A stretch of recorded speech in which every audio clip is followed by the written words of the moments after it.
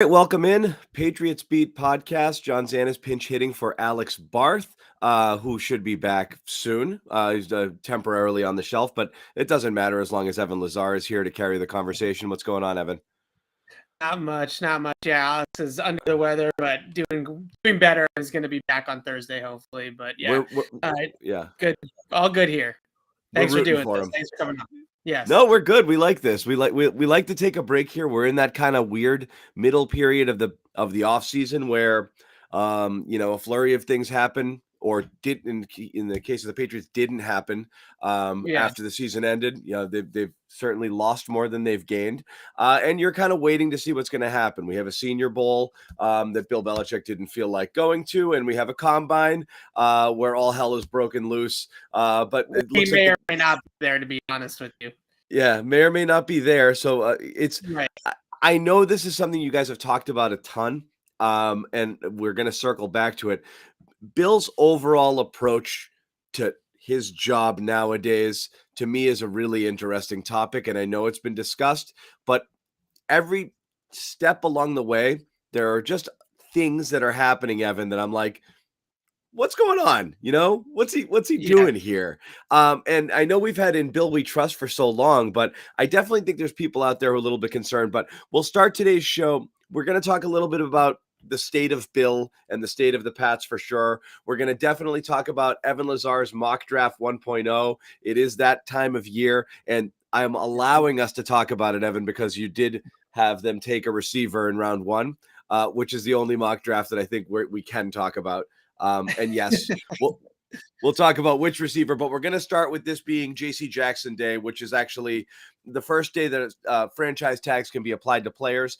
And there's really no indication which way the Patriots are going, Evan, with the franchise tag situation, with signing J.C. long-term, letting him test the market, looking for trades. It really is just very unclear. What do you think? We know how much they need a number one corner. I guess it comes down to, is JC a number one corner? Is he worth paying? Or should you try to see if you can get a haul for him? First off, we'll get to what you want to do. What are you hearing? What do you feel is happening here in regards to this situation? Well, one of my favorite reports that gets floated out there, social media, on Twitter, is when people act like they have any clue what the Patriots are going to do in free agency on February 22nd. Okay, because the Patriots, I can tell you, I was texting with an agent earlier today who has a prominent free agent player on the Patriots, and he said we are way too early for any conversations about what Bill is going to do in free agency. The Pats are notorious for being late to the party when it comes to this sort of thing. So you hear all the chatter mostly next week at the Combine in Indy, but even still, you don't hear of Patriots chatter until right before free agency opens. And I think with this JC Jackson thing, the talk of mutual interest potentially between the two sides of reaching a contract extension, every single team in the NFL has mutual interest with their own free agents. They all want to bring their own free agents back for the most part. The question really is, obviously, what is the price tag for the player? And can they find a common ground there to sign that player to an extension or sign that player to a new contract when the league year begins? Right. But to start off here, nobody has any clue whatsoever if Bill Belichick is going to back up the Brinks truck for J.C. Jackson, including J.C. Jackson and his representation currently as things stand right now. So, okay, we'll put that aside. And I think it's fair. It's nobody knows, and that's how it goes with the Patriots. But, indications here to you would be based on their cap situation, their need at the position, their need at multiple other positions. What makes sense here? So the way that I view it, and I do think that there is a lot of internal discussion about what do we do next, right? We had a good foundational year last year, rookie quarterback, some of the free agents that we brought in hit, some of the draft picks that we made hit.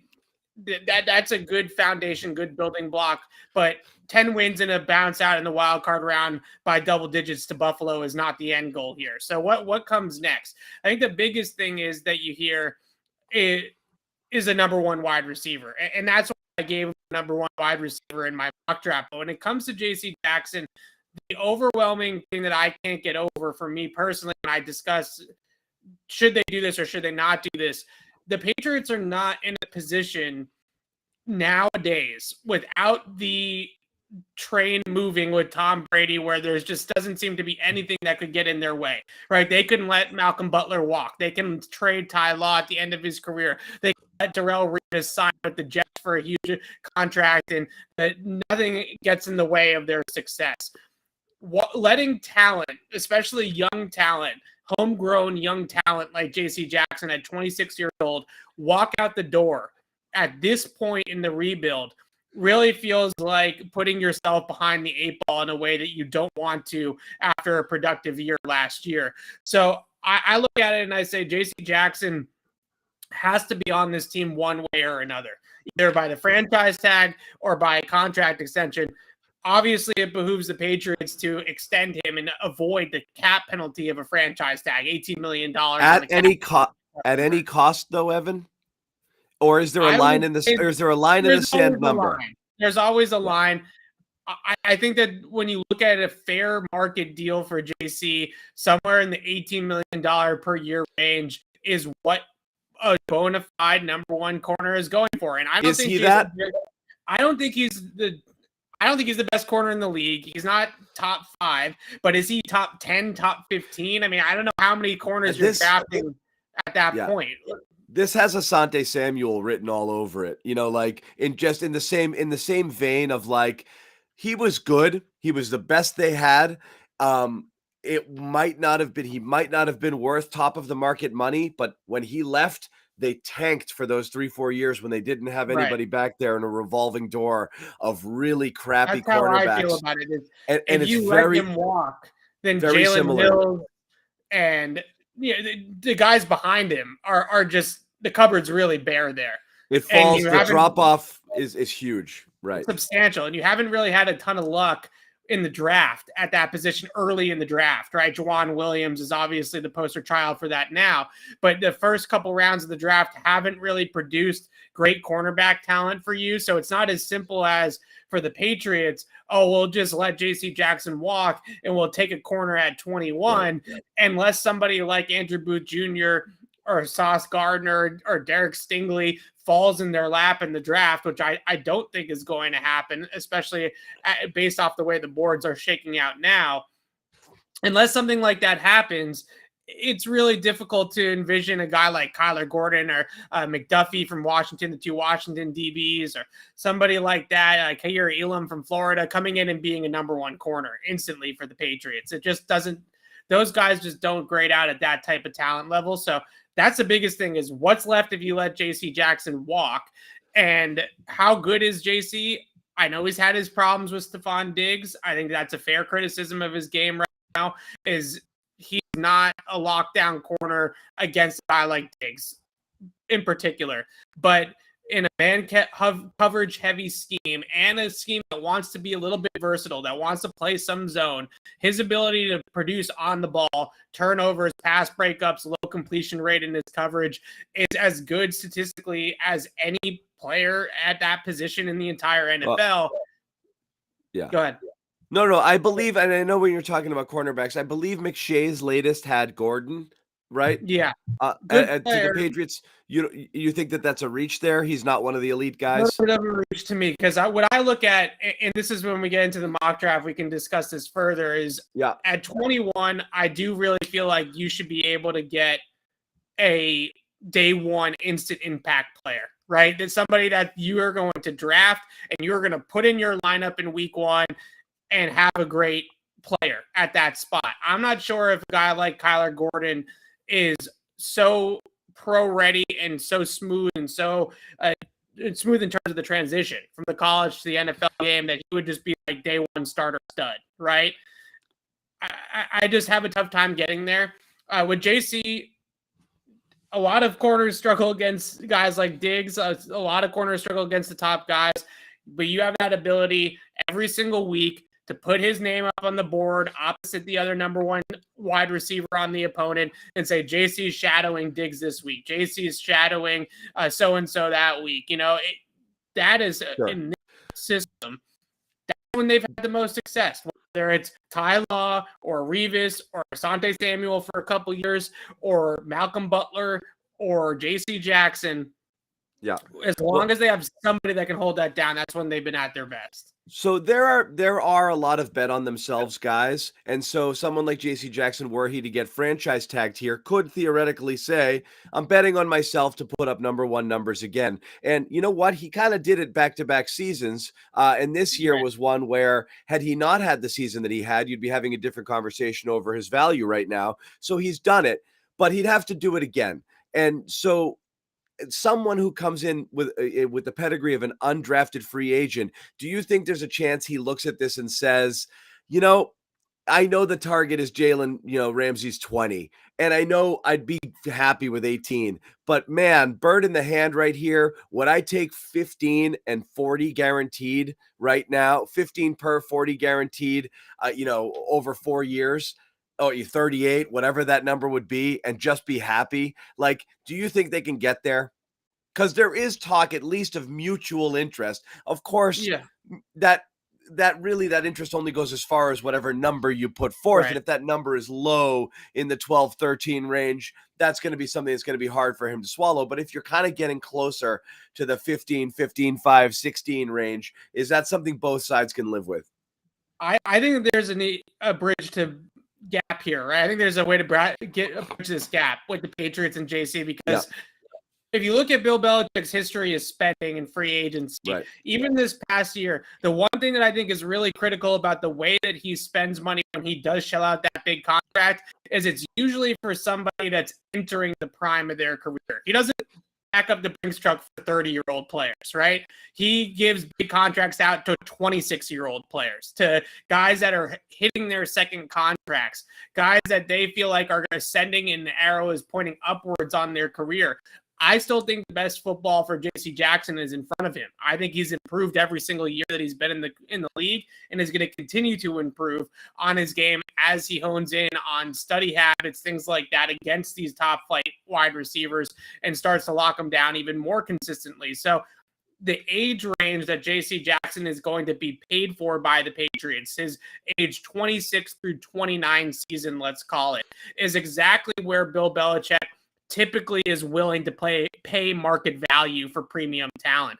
This is exactly at the point of the career when they paid Stephon Gilmore, right? It's the exact same age in terms of when they stretched that out with Gilmore. So I actually think you can look at Gilmore's statistics in Buffalo for his rookie contract versus JC's with the Patriots, and JC was the better player going into the contract year than Gilmore was with the Bills. So this is the time to pay a guy like this. Explain to me Gilmore.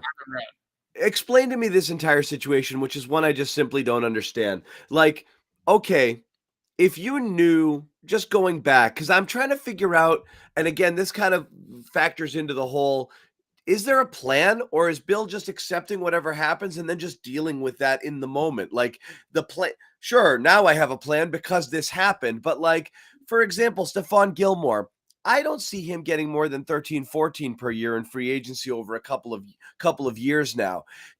Would that not have been better for the Patriots to do versus having to risk losing JC in a bidding war, or having to pay him up to 18, 19 million on a gamble for a guy you may or may not be certain is number one? Would not even a reduced Gilmore for 2 more years at 25 million, whatever it would have taken to extend him and keep him happy, have him play last year, bring him back, still have the option to franchise and tag JC this year if you wanted to, have been a better long-term plan? So Gilmore wanted 16 million per year. The deal that but was he's not. That's fair, but he's not going to get it, and he's not going to get it in free agency. But I don't know if you can. He might not have. He might not have. Right. Yeah, so the Patriots, I think, would have done that deal at 13 million, $12 million, which might be what Gilmore ends up at in free agency this year. But he was looking at that Darius Slay contract with Philadelphia. Yes, and right. 16 million is the number I want to get to. I think I'm worth that. Patriots didn't feel like he was worth it. And again, what I come back to is maybe on a short-term deal, maybe on a 2 or 3 year deal. That's even really if it wasn't, even if you meet his number, it still is good business because you have a good problem of having two guys and being able to decide what you want to do here. You've got the asset. Now you've lost all leverage. So even if it was a slight overpay, I still don't understand that move.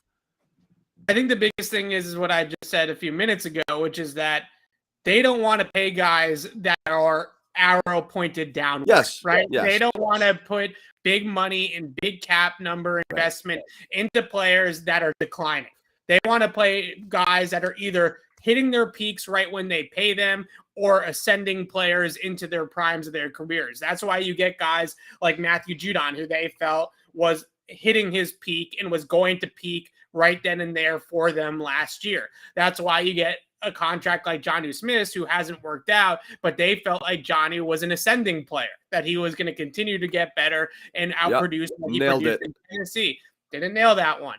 JC Jackson, I think that's a similar conversation with more like Matthew Judon, right? Where you feel like this guy's going to be an all-pro corner for us for the next 2 years if we pay him this money. If they believe it, it's worth whatever. Because honestly, if he plays like a number one corner for 3 years or 4 years, whatever he makes this year will be a bargain in 2 years. It doesn't even matter. So yes, that if they believe he's a number one, it's not even a conversation. You sign him up. But if they don't, if they believe they're paying number one prices for a 1A kind of more of a complimentary corner, then that's a different story altogether. It's the Malcolm Butler conversation, yes, right?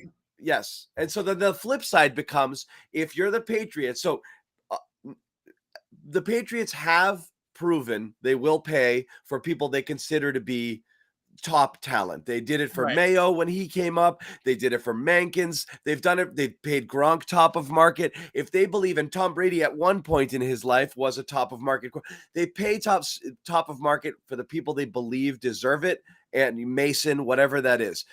There's plenty of examples. So if they believe it, there's no reason to believe that they wouldn't pay JC, because they'll pay for that. They'll pay for premium talent, especially if they have it and they feel good about it. If they don't, if they believe he's a number two in the wrapping of a number one with all of these stats, but someone else believes he's a number one, then you have to start thinking about, yes, it might hurt us this year, but the haul I can get for this might be something I can't pass up. So I'll ask you, what's good enough, recognizing that it's going to make you worse tomorrow? What's too good to pass up if you were to get it in terms of draft capital for JC? The tough part is that you're trading him on the tag, right? You would have to franchise tag him and trade him, and then trade him. The other thing that you have to look into that is that JC Jackson's going to want an extension with the team that's acquiring him. So the team is presumably that would happen. And giving him money. It's a double entendre there, right? Yeah. It's a tough one. I think that JC Jackson's worth the top 50 pick. I don't think that it's worth I don't know if it's worth a first rounder when you have the fact that you have to pay him and you have to give up the capital. My guess is that you would be looking at a similar trade to what they got back for Jimmy G, right? Like the 40th pick in the draft or the 35th pick in the draft or something along those lines. I'd rather the player. It's obviously a nice consolation prize if you can't bridge the gap and you can't figure out the contract. Right. I think the only thing that you can really argue, if you want to play devil's advocate, in my opinion, and argue that the Patriots shouldn't do this, you're arguing that the stats are inflated, right? You're arguing that bad quarterback play, he's feasting on Sam Darnold's of the world, and those are the types of reason you're selling yourself on the fact that he's not actually as good as the statistical production suggests, and that, I don't know if that's necessarily fair to JC. But that's the argument to make. But I get both arguments. I'm just asking you, if you're in the deal chair here and you're the one who's pulling the strings, what if someone else looks at JC and says, that's my number one, and is willing to pay up? What's too much to pass up if you're the Patriots, when you figure there's tremendous value in what I'm getting back here? What would need to come back for you to say, yeah, I like him, but I gotta make this deal? First round pick. Just a first? Because the reason I pointed out, but Bedard, for example, when did a chat the other day, and he said he thinks a first and third is reasonable for JC, and I thought that was extremely on the high. Tag? Yeah, That's a lot. it's a That's a lot. lot. If they can get But that, then I don't hate it, right? I think the question that I always come or back 2 to, or 2 seconds, you know?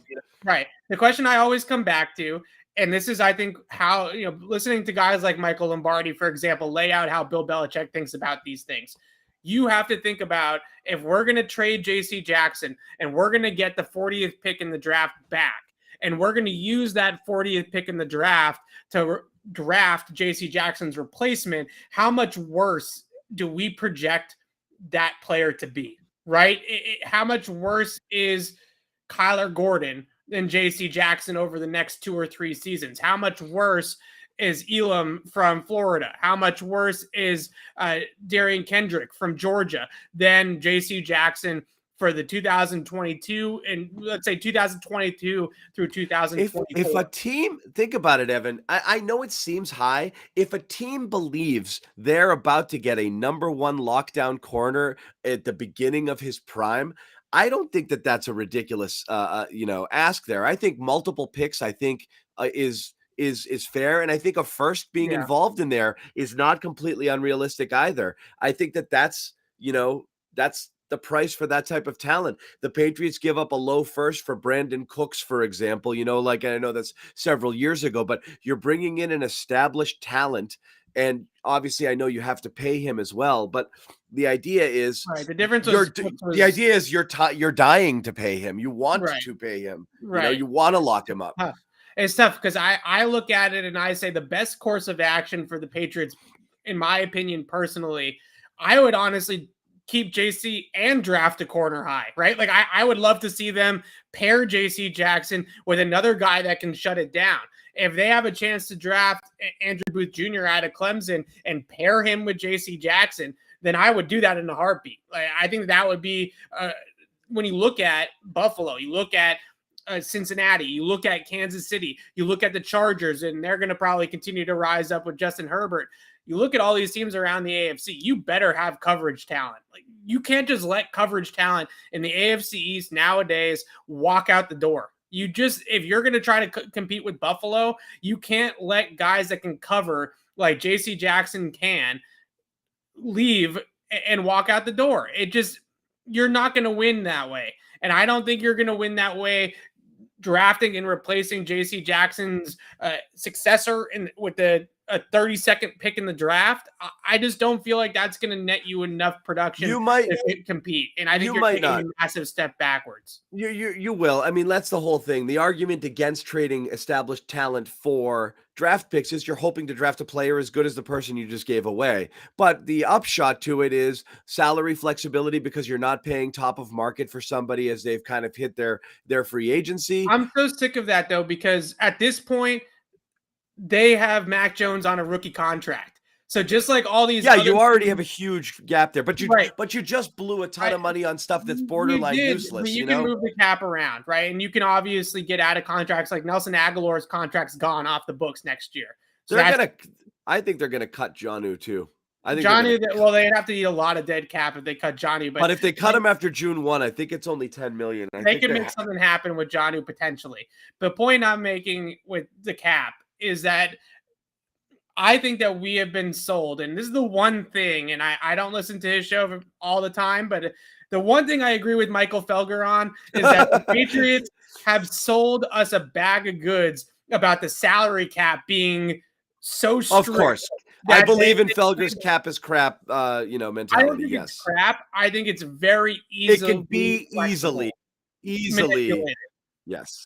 Very easily. And especially when you have a quarterback on a rookie deal, if the Patriots' excuse for not paying JC Jackson is they don't have the cap to do it, that is absolutely bonkers. That is as far from the truth as it could possibly be. So this boils down to, if they see the value in the player lining up with the contract and they don't want to overpay the player. But if you're going to overpay Jonnu Smith and you're going to overpay Nelson Aguilar and you're going to overpay some of these other guys that you did in free agency last year and then not overpay JC Jackson a little bit to keep him here, then I think that you're talking out of both sides of your mouth. That is a tough one to swallow. Again, the end of the day comes down to whether the Patriots believe Jackson is truly a number one, in which case I believe they'll pay him, or whether they believe that he needs to get paid like a one, but he's not a one, in which case I think they look to move him. And because we don't know how they view it, that's where it's gonna be difficult to kind of predict how this goes. I do not believe, based on everything Bill Belichick does, that he's going to look at his roster and say, if I lose a corner, I'm going to be in trouble. I think he's just going to figure it out. And if that's that, he's making a business decision, irrespective of his team needs at this time, because that's what it comes down to is I know I need it, but I'm not putting myself in a hole and I'm not paying for something I don't think is worth the money. And he'll absolutely do that. We've seen that over time. He will not be held hostage by team needs, right or wrong. This isn't peak Tom Brady years. This is not the dynasty Patriots. I don't agree with the philosophy. Operating like that is we can't do that anymore until Mac Jones hopefully ascends to MVP caliber quarterback levels, right, where he can carry the team on his back. If they have some talent deficiencies in certain position groups in certain areas, they can't operate like that, especially in the secondary and the type of scheme that they want to play. Because like I said, Buffalo, Kansas City, Cincinnati, these teams in the AFC that they're going to have to get through in the playoffs. If you don't have the back end, the second and the talent in the back end to compete and be able to cover all the options that these teams have, you're not winning a Super Bowl anytime soon. Yep. No, I don't disagree there. And I don't think you have the luxury of kind of operating the way you did with all of those years because, Tom Brady was the ultimate fail-safe, of course. I know this is, and based on the chat alone, there's obviously just a lot of interest already in the draft because... The draft show. We should just call it the draft show in the offseason. No, but I mean, look, there's nothing better than pre-draft, right? There's endless possibility. Right. There's a million different ways you can make yourself awesome. It's a bunch of free players. So it's exciting. I know, again, everyone needs to go to clnsmedia.com and check out Evan Lazar's first mock draft of the season. We'll put the link in the chat here as well. But go check that out. There'll be one of many, and it is a mandate that Evan has to take a receiver with one of the first two picks in the draft. And again, I know I've shared it with you, Evan, but my philosophy, I really do think the Patriots have to take multiple stabs at receiver, not just this year, but next year and the year after. They should be looking to do it 2 out of 3 picks, or 1 year take 2 in the top 3 picks and the next year take 1. You have to keep taking shots at that position because you can't get studs outside of those couple of rounds. It's very, very, very hard to find. And I do think they can fill a lot of other needs. That being said, are you going to pass on a Micah Parsons type at linebacker when you desperately need that as well? No, if there's a game-changing talent. But I do believe when they get to 21, if that's where they're picking from, I do believe they should pick based off of need, and they should pick based off of this kind of opportunity cost. It is hard to find these guys. So you have one. And I want to ask 2 things. Not only want to talk about the player, I want to talk about who else went ahead of this player at this position. Now, you've taken from Ohio State Chris Olave at pick number 21, who you like a lot. Olave. You say Olave, I say Olave. Tell me all about it. Well, first of all, who goes in front of him? And who was off the board that they couldn't get in your mind? So I want to talk about the methodology in general because I try to do what I think the Patriots do just from talking and reading all about the Patriots draft strategy, which is you got to put players in clusters or in tiers, right? What they do is they rank the board and they say, okay, we can draft Chris Olave in the first round at 21. Or we can get George Pickens out of Georgia at 54. Which is that a significant drop-off? Are we talking about going from a day one instant contributor to maybe a developmental 2-3 years down the road type of prospect? Or do we think that gap is reasonable? That it's like the Mac Jones, David Mills conversation from last year, Same thing, right? Yeah. It's Mac Jones, Davis Mills, Kellen Mond, all those guys that went in the back end of the second round last year. Kyle Trask, they felt like Mac Jones was substantially a good bit better than those players, so they took Mac at 15. when I look at Olave and I look at the Patriots' needs for that top number one wide receiver, the Patriots don't need depth at wide receiver. The Patriots have depth players at wide receiver. They got Kendrick Bourne, they got Jacoby Myers, they got Nelson Aguilar, they got the 2 tight ends. Those guys are good complementary weapons in the offense. What they need is a number one guy. They need their Stephon Diggs, their Jamar Chase, whatever analogy, whatever comparison you want to make.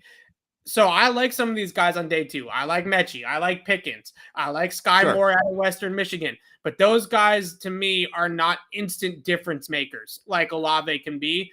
I would also say that the other consideration that I had was giving them a linebacker, obviously, in the first round. And it feels like the most popular pick that you see repeatedly at that position is Devin Lloyd. Yeah, so Devin Lloyd's a playmaker. Definitely can make a lot of plays near the ball, explosive guy, can play on the first and second level of the defense. You can put him out in the line of scrimmage, have him rush the passer on third down, sub-package situations. You can have him play off the ball against the run or in coverage. You can have him blitz up the middle. He definitely has a lot of exciting traits about him as an athlete. What concerns me with a guy like Devin Lloyd, and the reason why I don't see Devin Lloyd as big of a drop off to Quay Walker, who's the linebacker from Georgia I took in the second round of my mock, is that Devin Lloyd doesn't necessarily play through contact or play through blocks the way that the Patriots are going to want their linebackers to do.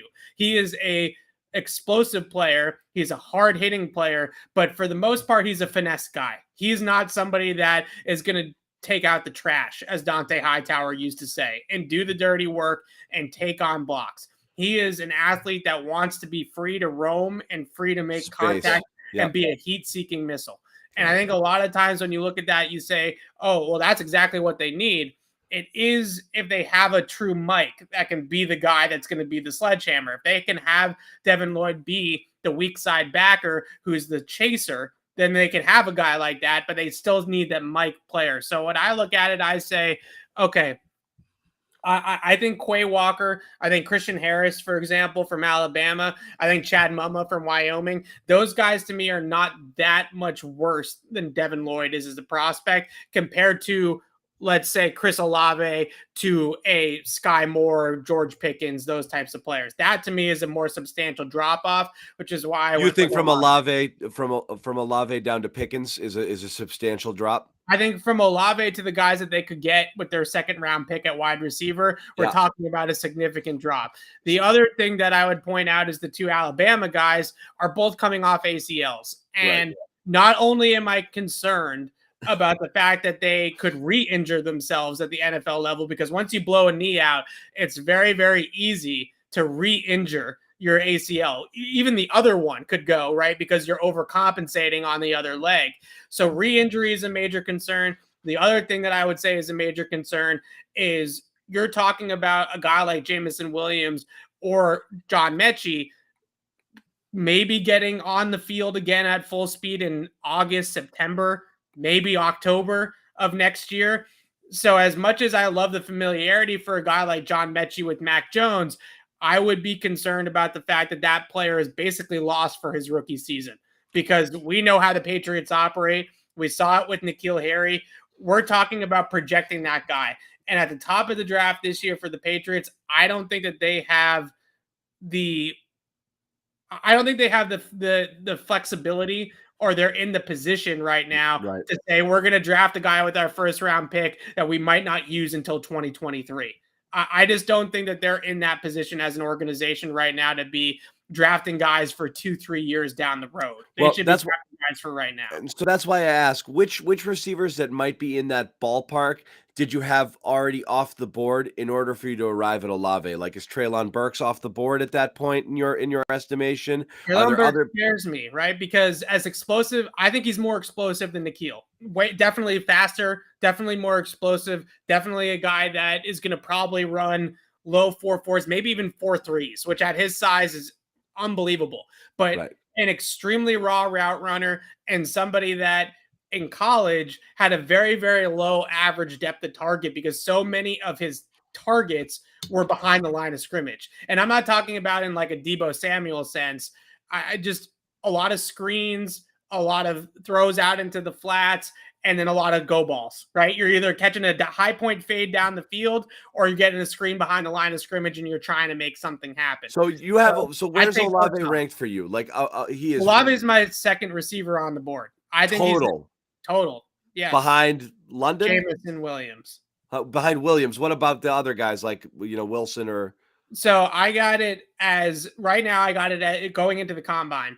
Jameson Williams number 1, Olave number 2, Garrett Wilson number 3, number 4 Treylon Burks, and then 5 I have it as Mechie. I think Drake London comes in at 6. Drake London scares the heck out of me. I don't know how you draft a guy in today's NFL that can't run. It just no. Would you not consider London to be the consensus top right now? That's he's up there. He's up there. I allow him to be somebody else's project. Like he's a really interesting player because he moves so well for 6'5", right? There's not a lot of guys that move that well at that height, but he's not overly dense. He's only like 210, 215.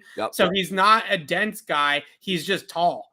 And that really concerns me because I don't think Mike Evans was 230 pounds. Right. He's not going to muscle people. Right. He was 6'5". It's almost the N'Keal thing. You've got a big guy who doesn't play big. Even though N'Keal has the frame, he just doesn't play at that size. Drake London scares the crap out of me for the Patriots. Treylon Burks scares the crap out of me for the Patriots. Love Burks as a prospect. I think he's going to be a good player someplace else. Right. So let me ask you this. If Olave is not there and Jameson Williams is not there, do you now bypass the position? I think at wide receiver, I would skip at that point at 21. The other guy that I would really consider at 21. So there's really 4 guys in my mind right now that the Patriots are to draft tomorrow that I would say, if you take one of these guys at 21, I'm good. And that is Jordan Davis, the defensive tackle from Georgia, Andrew Booth Jr., the corner from Clemson, Chris Olave, and Devin Lloyd. Those 4 guys, I think, are players that if they take any of those 4 players at 21, I think they're great picks, right? Home run picks. Anybody else that they take at 21, I'm trading out of the pick. So that's it. That's the best value you're going to get is those guys. You're not taking enough. Yeah, you're trading back and stacking. The way I view it is that everybody else that they could get at that spot, if it's not one of those 4 guys, and assuming all the other consensus guys are gone, Nakobe Dean, all those types of players, if you're not going to get one of those 4 guys at 21, then you're getting into a tier of players that are all eventual NFL starters, but not instant stars, right? Not guys that you're drafting to be instant contributions to your football team. If you're going to get into that muddied area there of developmental 2 to 3 year starter type players that have high upside, then there's really no difference at that point of taking them at 21 versus taking them at 33 or 34 or whatever the case may be. So I'd much rather trading back and having more bite that apple. Give me 2 second-round picks at that point and maybe a 3rd or a 4th to throw in there to try to get another one of these guys than just be stuck with Trevor Penning, the tackle from Northern Iowa, or someone like that. Kyler Gordon, who McShay took in his mock for the Patriots. I don't really see a difference, honestly, on tape between a guy like Kyler Gordon and a guy like Kiri Elam from Florida. I think you get Kiri Elam 15 picks later. So what's the point in taking Kyler Gordon at 21? No, I mean, it makes sense, but obviously there's nothing that drives fans more crazy than watching people trading out of spots. This is the year to trade back. If they can't get one of those premium talents. I know, but no matter what, Evan, you know how this goes. It gets to 21 and there's a bunch of Burks backers out there and he's still out there and everybody's freaking out. Take him! And they trade back. It'll be what it'll be. So let's just hold the line here. Let's say Olave falls to them at 21. Day 2 picks, you have Quay Walker, linebacker out of Georgia, with the 2nd round pick, and you have a cornerback out of Alabama, Josh Jobe. Josh Jobe, yeah. Could be Job. Job Bluth. No, we're going Joby. So those are the 2 players there. And again, these are also need picks. The thought that the Patriots would draft 3 players in their first 3 picks that fill 3 of their greatest needs is a little pie in the sky. There's going to be at least like one running back or something, in here that's going to just be like, what?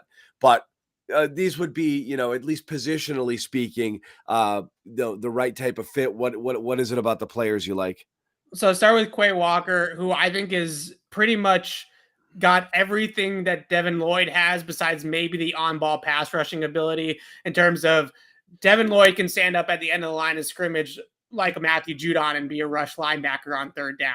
I don't know if Quay Walker has that in his bag or has that ability, but at 6'3", 240 pounds, Quay Walker is big and he can move, right? And we're not talking about a Juwan Bentley plotter with Quay Walker. We're talking about an athlete with Quay. You look at anybody on that Georgia defense, all those guys fly.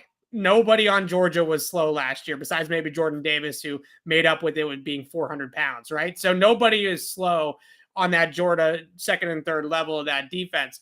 I look at a guy like Quay Walker, and I see somebody that is that athletic linebacker that can go sideline to sideline, that can drop into coverage. At times at Georgia, they would move him out over the slot or out detached from the formation a little bit outside the box, allow him to be an athlete out there in space, on tight ends, on slot receivers, things like that.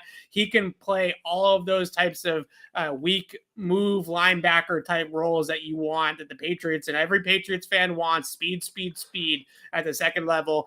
Quay Walker is it. The guy that I see, maybe not as big as Jamie Collins, but I think there's a lot of Jamie Collins in his game, right? Length, athleticism, freakish athleticism. This guy is going to absolutely murder the combine next week. I think that he's everything that you would want in that position, in that pick.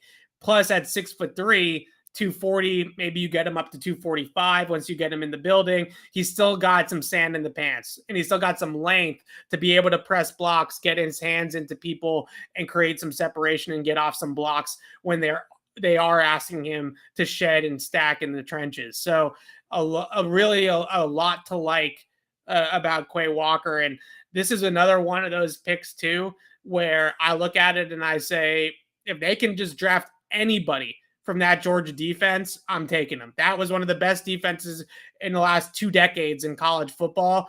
I think anybody from that defense, with whether it's at the first level with Davis or Wyatt or Walker, the other Walker, Travon Walker, Quay Walker, Tyndall, Dean, Louis Cine in the back end, just get somebody from the Georgia defense. It really doesn't matter who it is. I like Quay Walker personally, so that's why I took him. But anybody from that Georgia defense is good with me. That you just can't go wrong with picking off a defense that goes 8, 9, 10 deep with NFL prospects. Josh Jobe, cornerback from Alabama, 3rd round pick, definitely has some flaws. Not a perfect player by any means.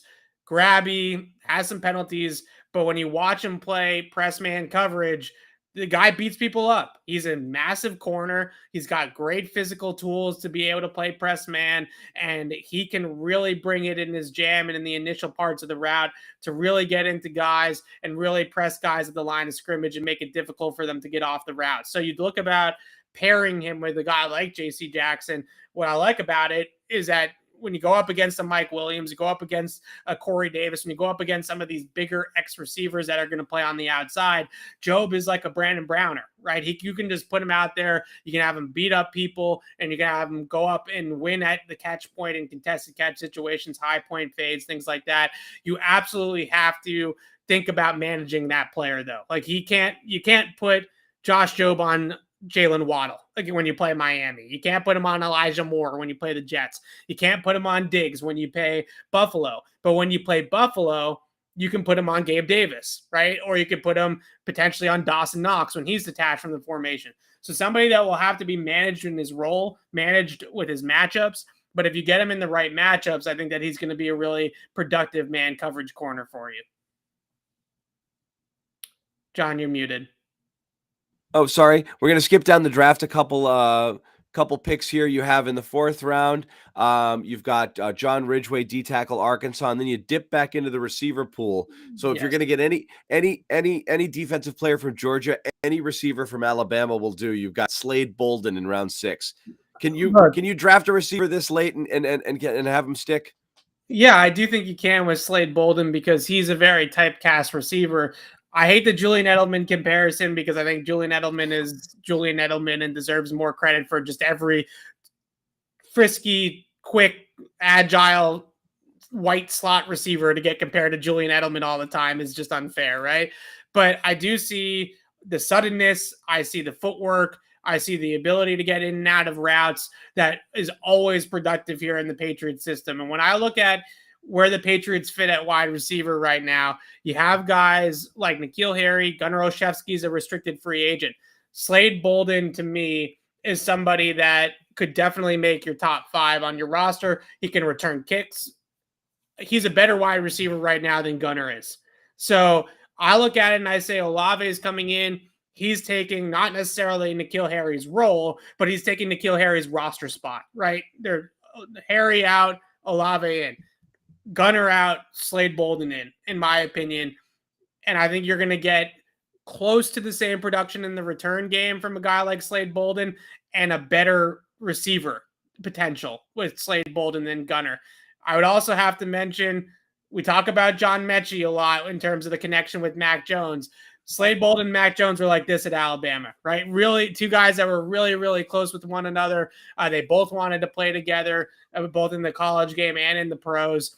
I believe that they lived together, were college roommates for a time period too, when Mac was at Alabama. So a Mac guy, just a guy that I think Mac would be really psyched to have on his team and have as a teammate again with Slade. Right. Round 6 and 7, Andrew is it Stuber or Stoiber? Stuber out of Michigan, and you grabbed a running back. Always got to find a running back. CJ Verdell out of Oregon, more of a receiving type back. And again, you're not expecting to hit with these picks here, but in Evan's mock draft, he's only picking players he thinks has a chance of making the team. So again, you're looking at what life after James White. I don't think they've got it on the roster right now. So that is an area you're going to need to replace at some point. Yes. So you look at the Stuber from Michigan first. First of all, they hit a home run, we all think at least, with Michael Onwenu from Michigan, right? Same program, same coaching staff. You grab another there's a tackle prospect. Onwenu was looked at as an interior offensive line prospect. Stuber plays right tackle for Michigan. He's 6'4", 6'5", 330 pounds. A big, big, big boy. Really move people off the line of scrimmage. That's the type of guy that in the past, Trent Brown, Michael Onwenu, these types of players, the Patriots developed those guys pretty well. They do a good job now. If Matt Patricia is coaching the offensive line, I'm not sure if it's going to be the same, type of development, but they usually do pretty well with those big tackles, with the big offensive linemen, and getting their technique sound enough and their foot speed sound enough with the hills and all that kind of stuff with their conditioning program to get something out of those guys. So I like Stuber. I like CJ Verdell from Oregon. I think the one thing that you have to look at with the running back position is you got to start talking about the next James White. Who's the receiving back of the future?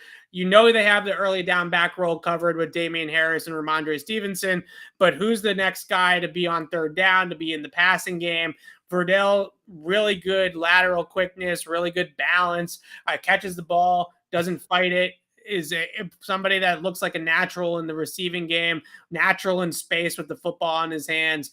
To me, that's another one of those picks that you got to look down the road a year or two and say, okay, we need somebody that is going to be the next James White.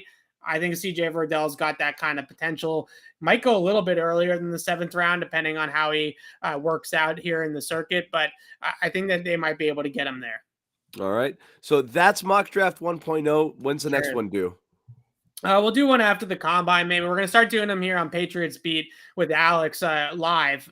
Hopefully as soon as after the combine, and we'll talk about all the players. Everybody always says, well, what about this guy? Well, what about that guy? We'll get to mention as much as draft prospects as we can, right? Yep. As many as we can over the next couple of months. And we'll talk ad nauseum about all these types of things. So I didn't forget about a guy. I'm not sleeping on anybody. Just only so many names that we can go over in one mock draft and in one show. So we'll definitely get to pretty much everybody that the Patriots are going to pick at 21. I would hope that we mention everybody and the guy that they actually end up picking at 21 on the show at some point in the next couple of months. Right.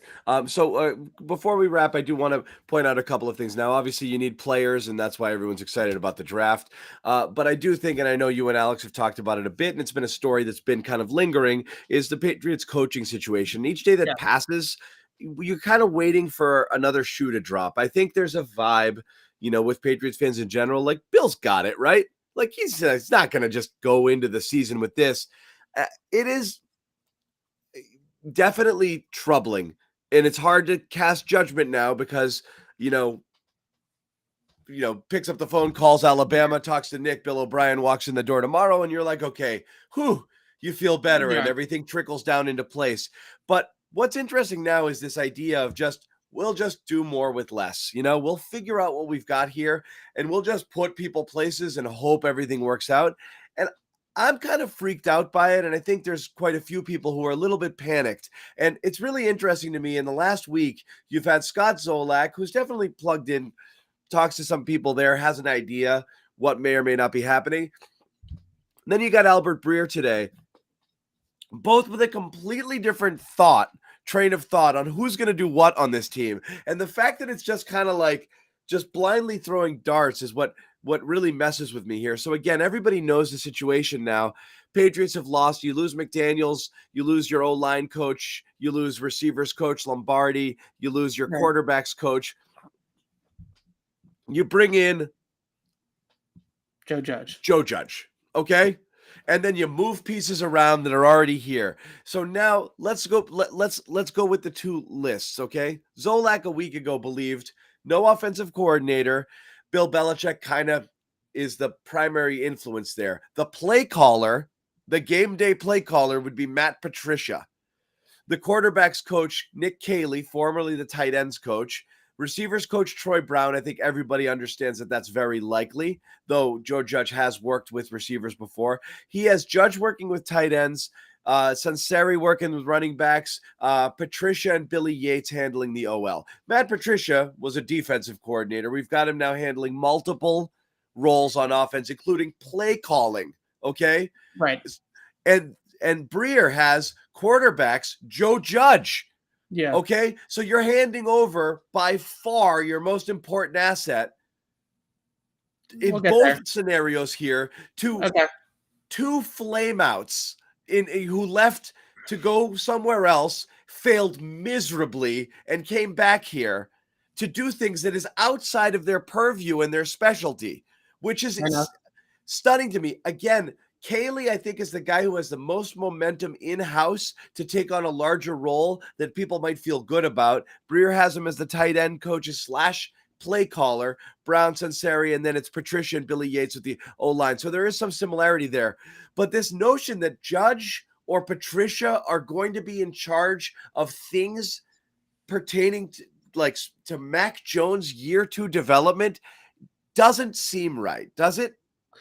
So I'll give you my purview of what I think this is going to look like. Yes. For the Patriots. In my opinion, I completely understand the reservations, the concern with Joe Judge and Matt Patricia's involvement with Mac Jones' development in the play calling on offense.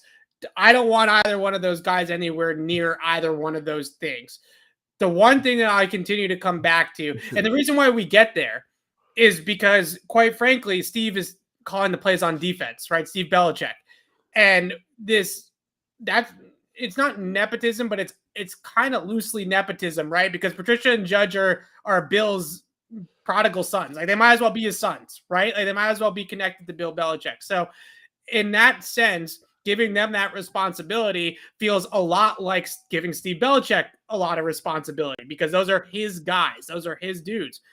But Nick Caley and Troy Brown, I think, are two rising stars in the organization.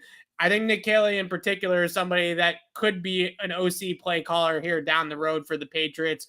And those guys are unproven. And what I think that is the most important thing, I tweeted this out last night, was Josh McDaniels' coaching resume before he became the play caller for the Patriots in 2005 when Charlie Weiss left for Notre Dame. Now, that was with Tom Brady, who had already won 3 Super Bowls. I get all of that. But if you look at Josh McDaniels, he was a defensive assistant, then the quarterback's coach, and the quarterback's coach / play caller in year 4. Not exactly a decades-long resume to evolve to that role. So when I look at guys like Nick Caley and I look at guys like Troy Brown, I don't see much of a difference with putting that responsibility in those guys' hands as when they did with Josh McDaniels in 2005. So in that respect, I think that Caley and Brown are at least are some new blood, are at least some potential up and comers. And thirdly, I would say we don't know if they're going to fail yet. So let's not say that Nick Caley and Troy Brown are going to fail without knowing that they're first going to fail, right? You can sit there and say that Joe Judge might fail or Matt Patricia might fail because we know and we've seen that, but you're a nobody until you're a somebody with guys like Caley and Troy Brown in terms of coaching. Obviously, Troy Brown's a not a nobody when it comes to his playing days. Quarterbacks, the quarterbacks coach for the Patriots, and I will look into the camera and say this, the quarterbacks coach for the New England Patriots in 2022 is going to be Bill Belichick. Bill Belichick is going to coach Mac Jones next year. Bill already has a hands-on responsibility with Mac Jones to begin with, even when Josh McDaniels was here, even when Tom Brady was here. Tuesdays with Bill, right? A big part of their entire week preparation for an opponent. Bill Belichick might not be there when we get out there in training camp in July. We might not see him going through drills during positional drills with Mac Jones, and he might not be the guy with the headset on calling plays like Josh McDaniels was for the offense. But when everybody is gone and it's just Bill and it's just Mac behind the scenes, Bill is going to coach Mac Jones. I know, and so it sounds good on paper to have the greatest coach of all time giving his extra special love and attention to the most important player on the team right now, which Mac Jones undoubtedly is. This is not that crazy. Like, this is not that different from how things have operated. You've lost your OC. He doesn't have faith to name a defensive coordinator in any of those guys. The defense really struggled last year. And it really only righted itself when Bill stuck his nose in and then kind of pulled back out again. You've got special teams, which was as bad as it's been in a long time, a really like a receiver group that needs a lot of help and a lot of work. You're now 2 years past Dante Scarnecchia's retirement. There's too many things that require attention that someone like Bill needs to oversee all of to make sure that these green positional coaches are doing what they're supposed to be doing. He cannot be singularly focused on one thing, even if that's great for that one particular player. And that's what I'm not saying it's the best course of action. I'm saying it's where we're at this point. And I think the fact is that Belichick, as much as you can sit here and say he's a defensive-minded coach, has really been coaching quarterbacks for a very, very long time in New England. Of course. You can go back and listen to some of the things that Dean Pease has said about his time with the Patriots, and Bill doesn't spend a whole lot of time with the defensive staff most of the time, right? He's in the quarterback's ear. Go out, listen to all the things that Cam Newton, who has spoke a lot more openly about the process, I would say, than a rookie Mac Jones or Tom Brady would, right? Cam would talk about it, how much you talk to Bill about the opponent, about what the defensive scheme was they're going up against, and coaching him on what to expect and what to prepare for and what to look for, all those kinds of things. This is not much different than what the status quo has been around here with Bill Belichick for 20 years, to have Bill be hands-on with the quarterback. No, and I get it. Like, Bill can do everything. Bill's like Prince, he can play like 12 instruments. Like, Bill would be the best OC and tight ends coach and quarterbacks coach and everything on this team. It's great. He can do everything. It's just his attention needs to be multiple places. But the bigger issue with Bill is kind of this notion that, and I'm sure you've discussed it, but this is what always worries me here. That quote, that he gave through Urban Meyer about he's reached a point in his career where he only wants to coach certain type of players. It's starting to kind of bleed into coaching as well, which is, I kind of really only want to be around people I want to be around. I don't want to go hire some guy I don't know. I don't want to bring somebody in here. So we'll just kind of figure it out. And I'm sorry, like, we are now 3 years. I think you have to look past in Bill we trust at this point and say, is Bill coaching based off of what he thinks? Would the old Bill have allowed his coaching staff to be absolutely pillaged like this without backup plans or other things? Or, would he not be on the horn to O'Brien in 10 seconds? Before we jump off the bridge, right? What I come back to is that if Belichick is going to allow Nick Caley and Troy Brown to take over the offense and Nick Caley to call the plays, and then Bill's going to be more involved with the quarterback. I am perfectly fine with that strategy because that is the way that they have operated. They have promoted from within. They have replaced by promoting guys and giving guys that have earned their stripes, their responsibilities when guys leave, right? When Josh McDaniels leaves, it becomes Bill O'Brien. When McDaniels leaves this time, it becomes Nick Caley, right? That's the way that this operation has worked for 20 years. The problem that I would have is if all of a sudden Josh McDaniels leaves and Belichick's going to give play calling duties to Matt Patricia. No. Like that's But that's what I'm saying is like there's no. or if This it's is going to be Joe Judge, right? If we go down that direction, then I have no problem whatsoever being critical of that decision from a coaching staff standpoint with Bill. But what I'm waiting for is let's get to the point when Nick Caley or Troy Brown isn't calling the plays, isn't running the quarterback, then we can start to be critical of Belichick. I know it feels like Judge and Patricia are going to be the guys because of the way they are set up on defense. It feels the exact same way that it does when Steve calls the plays every week defensively. I get that. But until we get to that point, I'm willing to give him at least the benefit of the doubt here in the offseason that they're going to do the right thing and they're going to give the coach like Nick Caley, who I think is somebody that they have in very, very high regard there. There's a reason why he did not let Josh McDaniels take Nick Caley with him to Las Vegas, right? There's a reason why Mick Lombardi went to Vegas and not Caley. He's also a John Carroll University guy. Same as Nick Caserio, same as Josh McDaniels, right? That's the Patriots pipeline from a coaching standpoint. So let's give it a chance. Let's see what it goes first, and then let's move on and be critical. If Joe Judge is the one with the headset or Matt Patricia is the one with the headset calling the offensive plays in week one, then we can have our moment to freak out at Bill Belichick. It's not critical. You're just assessing at this moment in time. And I prefaced all of this by saying the trickle-down effect of him going in there and pulling in like an O'Brien, bringing in O'Brien and He didn't bring in O'Brien because he didn't want to take him from Nick Saban. We understand. Right? Yeah. Theoretically, that's the presumption is that Nick Saban's the one that kind of, they've talked about this openly. It's okay when coaches leave. You just don't want them when they pillage your staffs. This is different. This is not how this is I really think I need Obi. Does he want to go? They respect each other and O'Brien enough to let O'Brien decide what he wants to do. Not you think Nick Saban, if he walked in and said, Obi, do you want this Pats gig? If he called and he said, yeah, I do. You think he wouldn't be the one who calls Bill? Of course. I think they would. I don't think this is something that's. I don't think this. I think this has all already been discussed though, and this ship has sailed with Bill O'Brien. But I would say this about Bill O'Brien. His contract at Alabama expires after this season. He signed a 2-year deal when he signed on with Alabama. We could be in a position where if this doesn't go well this year with Mac Jones and with this setup that they have on offense, which all of signs point to the fact that this is probably not going to go particularly well, then maybe Bill O'Brien gets back into the conversation as a free agent in the coaching world next offseason when his contract expires from Alabama. Things are a little less complicated with pulling him out of Alabama to come here and be the OC. But again, I want to see it be Caley. I want to see it be Troy Brown. If you want to do what you do on defense with Steve and Gerard Mayo and have Caley call the plays, but have Troy have a huge influence in the way that they structure things, I'm good with that too. Just don't go the nepotism route of giving all the responsibility to Patricia and Judge, right? That's really where I'm at. And I would also talk about from an offensive line standpoint, I talked to a lot of the Patriots offensive linemen. I like offensive linemen, and they know it. They like me back.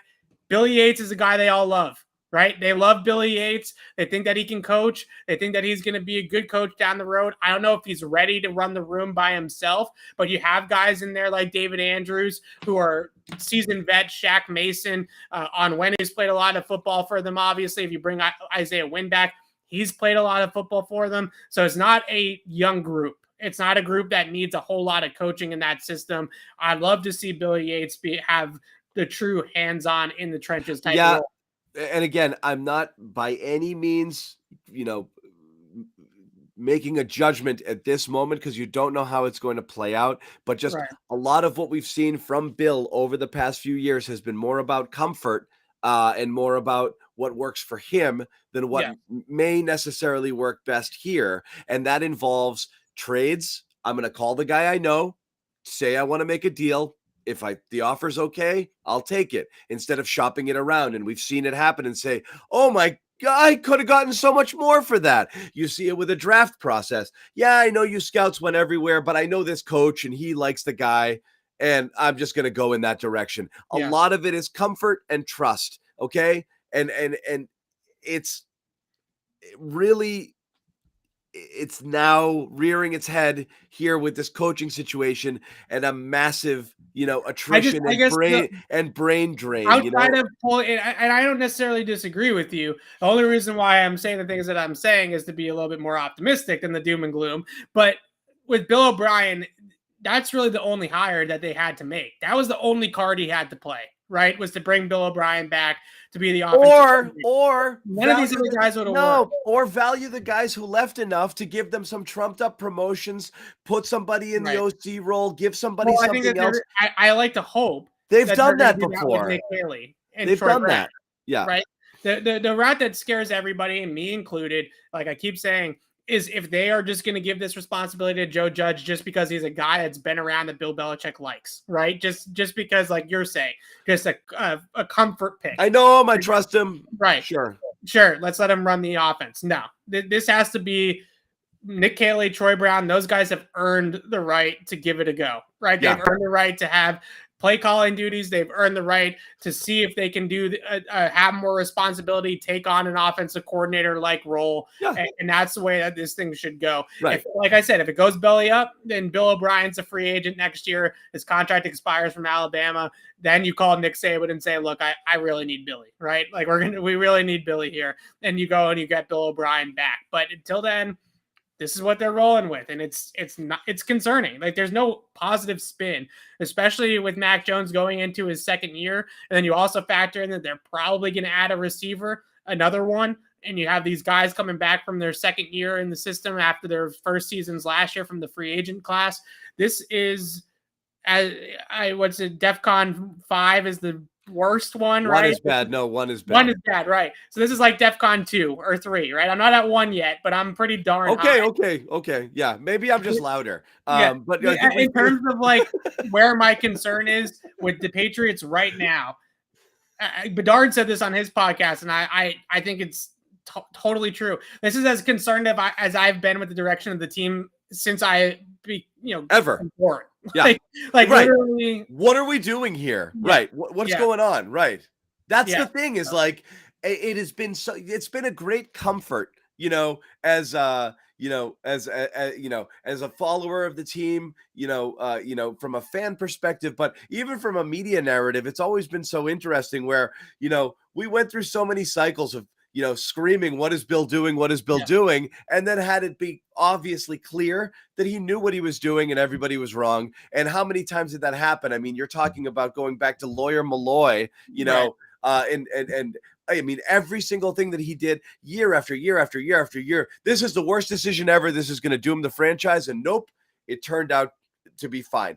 It was a very chess and checker scenario. I don't feel that right now. You wonder, you still got it? Like, do you have, what's going on here? Or you just kind of, playing it as it lies or reacting to situations and not, being proactive as he once was. So it is concerning. I do think the Josh McDaniels hire took them a little bit by surprise. That's what I mean. Yeah. Right. I do think that Josh leaving as quickly, and just the fact that 1 year with Mac Jones and out, I don't think that was the way that they thought things were going to go with Josh McDaniels.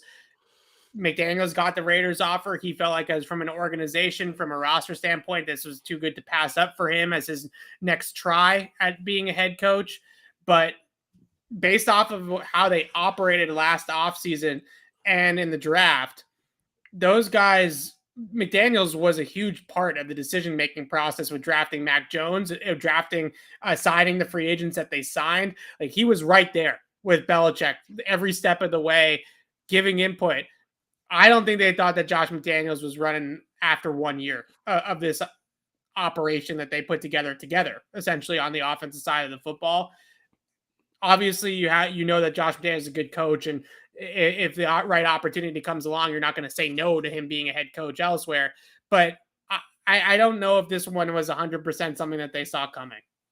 No, no, clearly not. And the fact that Josh kind of raided the liquor cabinet on the way out the door as well kind of speaks to what was going on, probably, Yeah. which was, he wanted an out. It just had to be the right one. And as soon as he saw it, he took it, and that was that. So yeah, caught a little bit off guard. But what I don't like is that, look, it happens. Then you scramble. What you don't Right. do is just kind of shrug your shoulders and be like, whatever. And if it feels like there's a little of that right now, and I think it's concerning to you and me, I think fans are a little freaked out. Yeah. The coaching stuff doesn't resonate the same way as losing players. So I think, Yeah. the level of panic isn't that high, but it is definitely, we'll see what happens if the O'Brien ship has indeed sailed.